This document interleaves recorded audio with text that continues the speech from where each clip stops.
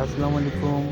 Tips channel में खुश आमदीद। इस वीडियो के अंदर किचन मार्बल स्लिप की टूटे स्लिप की रिपेयरिंग की है और इसके अंदर जो बजरी का यूज़ किया है वो आरसीसी पुरानी छत की बजरी का यूज़ किया है बेस्ट रिज़ल्ट के लिए।